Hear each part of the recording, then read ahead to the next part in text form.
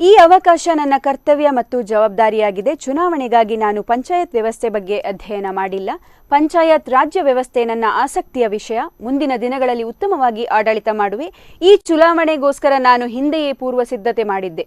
ಈ ಚುನಾವಣೆ ಎದುರಿಸಲು ನನಗೆ ಸವಾಲು ತರ ಕಾಣುತ್ತಿಲ್ಲ. ಸ್ಥಳೀಯ ಸದಸ್ಯರ ಬಳಿ ವೈಯಕ್ತಿಕವಾಗಿ ಮತಯಾಚನೆ ಮಾಡಿದ್ದೇನೆ. ಈ ಚುನಾವಣೆಯಲ್ಲಿ ಪ್ರಥಮ ಸ್ಥಾನದಲ್ಲಿ ಗೆಲ್ಲುವ ವಿಶ್ವಾಸ ನನಗಿದೆ. ನಾನು ನಿಮ್ಮೊಂದಿಗೆ ಇರುವೆ, ನಿಮ್ಮ ಧ್ವನಿಯಾಗಿರುವೆ. ಮಂಗಳೂರಿನಲ್ಲಿ ಅಭ್ಯರ್ಥಿ ಮಂಜುನಾಥ್ ಭಂಡಾರಿ ಅವರು ಈ ಹೇಳಿಕೆಯನ್ನು ನೀಡಿದ್ದಾರೆ.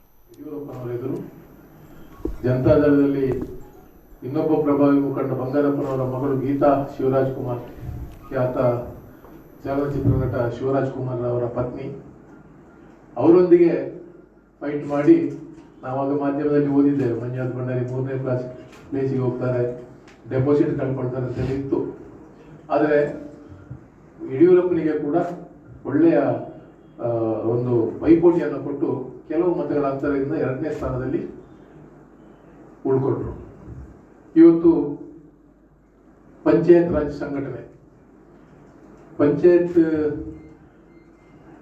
ಸದಸ್ಯರುಗಳು ಸ್ಥಳೀಯ ಸಂಸ್ಥೆಗಳ ಚುನಾಯಿತ ಸದಸ್ಯರು ಕೊಡುವಂತ ಓಟು. ಬಹುಶಃ ನಾನು ಹೇಳ್ತೇನೆ, ನಮ್ಮ 25 ಕ್ಷೇತ್ರಗಳಲ್ಲಿ ಮಂಜುನಾಥ್ ಭಂಡಾರಿ ಈ ಕ್ಷೇತ್ರಕ್ಕೆ ಒಬ್ಬ ಸೂಟೇಬಲ್ ಕ್ಯಾಂಡಿಡೇಟ್ ಅಂತ ನಾನು ಹೇಳ್ತೇನೆ. ಯಾಕೆಂದ್ರೆ ಪಂಚಾಯತ್ ರಾಜ್ ಸಿಸ್ಟಮ್ ಬಗ್ಗೆ ಎಂಫಿಲ್ ಮಾಡಿ ಡಾಕ್ಟರೇಟ್ ಮಾಡಿದವರು.